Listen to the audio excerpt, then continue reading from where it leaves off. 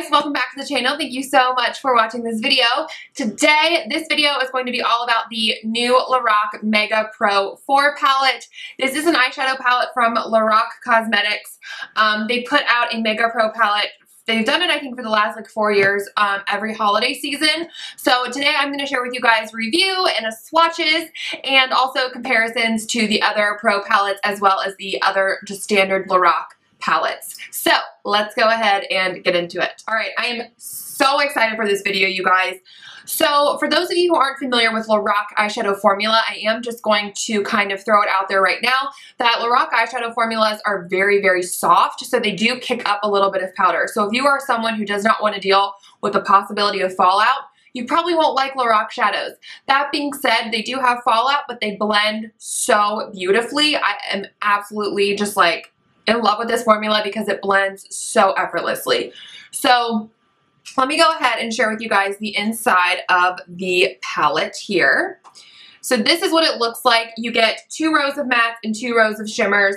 You get 32 eyeshadows in all. Now the regular Lorac palettes, you get 8 mattes, 8 shimmers, 1 row of each. So this is why it's called like the Mega Pro, is because it's kind of like 2 Pro palettes put together. So the one I just showed is the regular Lorac Pro.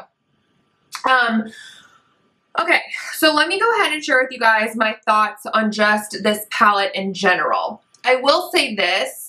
I feel like this palette is a little bit more colorful than last year's. So let me show you guys the Mega Pro 3, which I do have a full review on this. Sometimes you can get this still, sometimes you can't. It's really hit or miss. I also will say in this video, I don't have the original Lorac Mega Pro. I did not buy it when it was released because it was like super limited and I couldn't get it. And then it did come back a few months ago, but I just really honestly felt like I didn't need it, so I did not purchase it. So this is last year's palette. This is the Mega Pro 3. This was very neutral, but kind of like you got some neutrals, but you got like richer, warmer neutrals as well. I still enjoy this palette. I still use it on a regular basis. I love the dusty mauve tones and just some of the like the rose quartz, which is down here. Pomegranate, brown sugar, just these like shades that are just amped up a little bit, like a little bit warmer, richer neutrals. I really enjoy this palette. So I feel like if you look at last year's versus this year, so Mega Pro 3 versus Mega Pro 4, you can definitely tell that the Mega Pro 4 is a little bit more colorful, not only with the packaging, but just with the shade selection. But I will say, I don't think it's as colorful. Well, maybe it is. Yeah, honestly, I feel like it's just as colorful as the Mega Pro 2. So this is the Pro 2, and then this is the Pro 4. So I feel like, for some reason, I feel like the even number Pro palettes are more colorful and the odd numbers, like the Mega Pro original one and the Mega Pro 3 are more neutral, and then the 2 and the 4 are more colorful. I don't know if that's something that they do or if it's just kind of like the luck of the draw.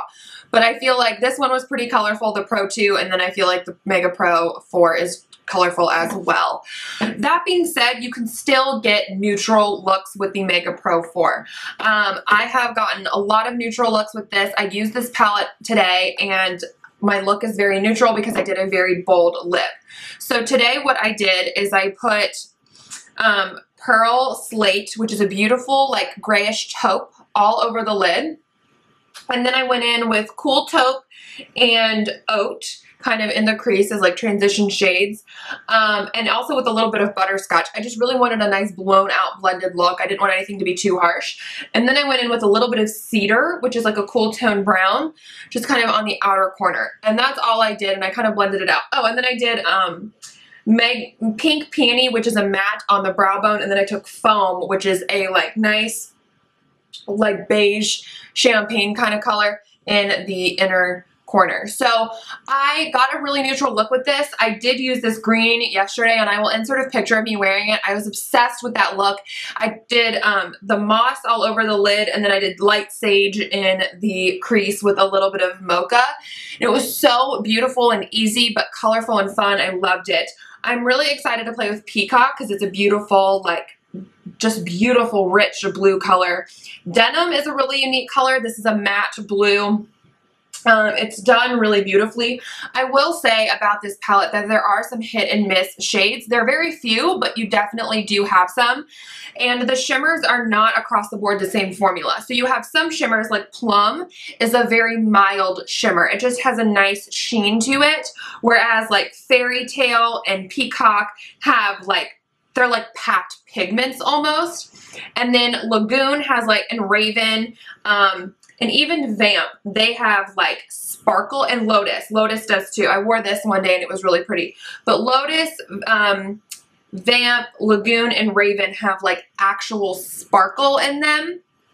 Like just like little flecks of sparkle. And then, you know, the rest of them are just that kind of like typical shimmer shadow type thing. They are very pigmented, but I will say like Fairy Tale is the one that I swatched, and I was really excited about that shade because it's like a beautiful periwinkle, and it was a little flaky. So it might be something that you need to use on top of a cream base, or even use this shadow wet, because it shows up, but not to like the full capacity. And I don't think that that is something that is like a dud. I just think it's something that you have to use a little bit differently, because I think it's more of like a pressed pigment type of shade and not necessarily like your standard shimmer. So let me go ahead and share with you guys some swatches of this palette. So first, in the first row, it's all mattes. You have Cotton, which is like a nice icy blue. You have Flamingo, which is a warmer peach shade. You have Cool Taupe, which is described just perfectly. You have Butterscotch, which is a nice medium brown. You have Cedar, which is a cool tone dark brown. You have Mocha, which I would say this again is described perfectly. This shade is like Butterscotch kind of deepened up a little bit. Then you have Denim, which is a matte baby blue color. And then you have Shadow, which is a really unique color. I almost feel like there's a little bit of green in there, but it's a really dark grayish green kind of color. I love it. The second row, you have, again, all mattes, and it's Pink Peony, which is actually more white than pink, so I think that's a unique name. You have Oat, which is a cooler transition shade. You have Light Sage, which is a nice matte light green. You have Sugar Cookie, which is a light gray. You have Mahogany, which is a warmer dark brown. You have Blackberry, which is a darker brown with a little bit of purple in it. You have Spice, which is your typical fall shade. It's like a really dark, warm, not really dark, it's a really warm kind of red brown. And then you have Dark Chocolate, which is a nice matte, deep, deep brown. The third row is all shimmers, and you have Foam, which I talked about before, and this is just like a beige shimmery shade. You have Honey, which is a beautiful shade. It's nice and shimmery and just a really great everyday color. You have Pearl Slate, which is what I'm wearing today all over my lids, like I said, and it is a cool toned gray. You have Moss, which is a beautiful standard just green color, like a candy apple green. It's beautiful. You have Steel Wool, which is a shimmery bluish gray. You have Copper Pearl, which is just a little bit deeper than Honey. You have Peacock, which is a beautiful, rich blue color. You have Lagoon, which is a shimmery teal kind of color. It's a teal base and it has some purple shimmer in there. The fourth and final row, you have Unicorn, which is a really unique shade. It's almost like a duochrome pink. You have Lotus, which is like a mauve with some pink shimmer in there. You have Fairy Tale, which is a pretty periwinkle. You have Misty Mauve, which is a kind of like a dirty brown with some shimmer in there. You have Silver Fox, which is almost like a pewter type color. And then you have Plum, which this one, it does not pack a huge punch as far as shimmer goes, but it's a really pretty light mauve. You have Vamp, which is a beautiful, just that color is described perfectly. It's just a really rich kind of grape color. And then you have Raven, which is a sparkly black. Okay, so the one thing I will say about this palette that is unique versus all of the other Lorac Pro palettes is that this one does not have a matte black. All the original Pro palettes, the Mega Pros, they all have a matte black, and this one doesn't. So part of me kind of likes that Lorac is changing it up a little bit, but I'm also kind of like, we all could use a matte black on every palette, but I don't know, you do get a nice, like, you get Shadow and Dark Chocolate, which are very deep colors. No, they're not black, but they are deep shades. So I don't know if it's something that's totally missing from this palette, but it's just something I thought was weird that they didn't put in. So let me show you guys kind of comparisons to the other just like regular Pro palettes. So this is the Pro 1. I held this up earlier, and this is just like your standard neutral palette, you guys. That's amazing. I don't know if there's a whole lot of overlap as far as these kind of colors go. I do say that I feel like Silver Fox and Pewter are very similar, but they're not the same. As you guys can see, like this is Silver Fox and this is Pewter.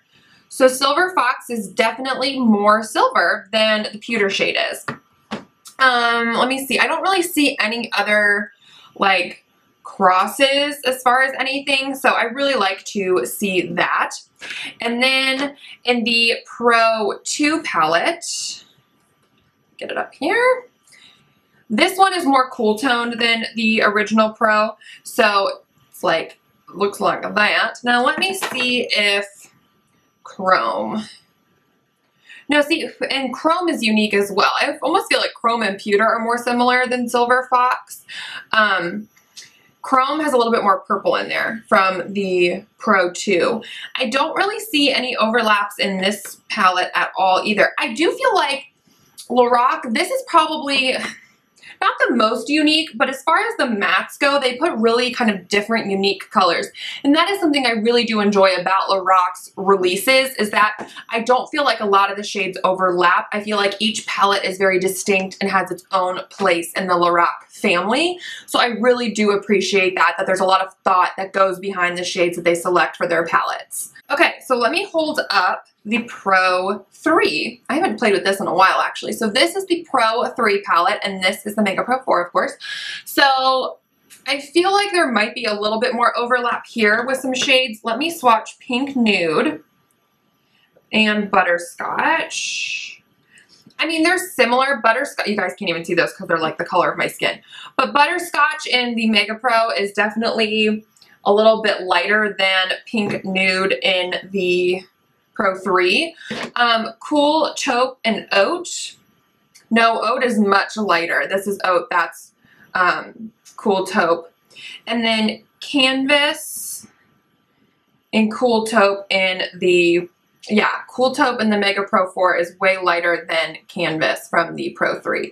So again, there's not a whole lot of overlap, and I really can appreciate that, like I was saying. And even with the unzipped palettes, so these are not necessarily in the Pro line of Lorac, but they are still eyeshadow palettes from Lorac, so I thought I'd mention them. I only have two. I have the original unzipped, which this like palette is like everything.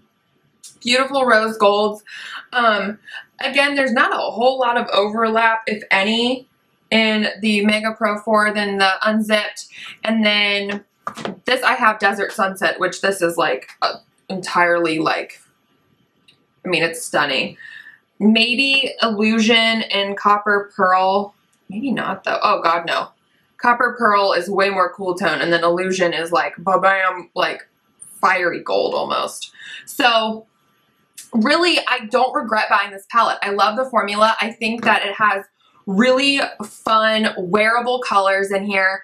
I think even the colorful shades are wearable, and I love that. And I don't, again, there's not a whole lot of overlap, or really any overlap. There might be shades that are similar, but not any that are completely the same as any of my other Lorac palettes. So I can really appreciate, like I was saying, just the like thought that goes into these shade selections, because for me, there's nothing more frustrating than buying a palette and looking at other palettes from the same brand and being like, they just pulled this shade out of this palette, this shade out of this palette, popped it in a new one and called them different names. Like that to me is just kind of like, I feel gypped as a consumer. So I love that I don't really feel this way about the Lorac Pro palettes. Something that when I opened my Lorac Mega Pro 3, it reminded me. If anyone remembers, when the Pro 3 came out, everyone was talking about the shade Medallion and how it's like a chunkier, like loose kind of formula, and it's almost like not very pigmented, and you're like, wait, what? This is Lorac? And everyone was talking about that shade. That is what the shade Fairy Tale reminds me of in the Pro 4. It's that formula. Now, I like the shade Medallion because I think it's gorgeous. It's just a different shimmer formula than the standard Lorac shimmers. So you have to kind of use them wet, use them over a cream base, something like that. So I don't hate the shade Fairy Tale. I think it's a beautiful color, but just warning everyone that if you did not like that way that Medallion shade was formulated, you probably won't like the way Fairy Tale is formulated. That being said, this is a pretty affordable palette. It is, I want to say, around $59, but you get 32 eyeshadows in here, which is honestly really, really good in my eyes. And you also get a mirror in here as well. And it's just super slick. The packaging is gorgeous. It's just like this nice matte pink. Lorac eyeshadow palettes do get pretty dirty, so that's something to be aware of, as well as that like makeup will probably get on this, but I like just how sleek Lorac does their packaging. It's very travel friendly if you're someone who travels frequently, or if you are a makeup artist and you have these in your kits. I think they're very user friendly and like packing friendly in that way. So overall, I really enjoy this palette, you guys. I do enjoy a lot of Lorac's like eyeshadows. So I really enjoy this palette. I definitely give it a 2 thumbs up. I hope this review was helpful.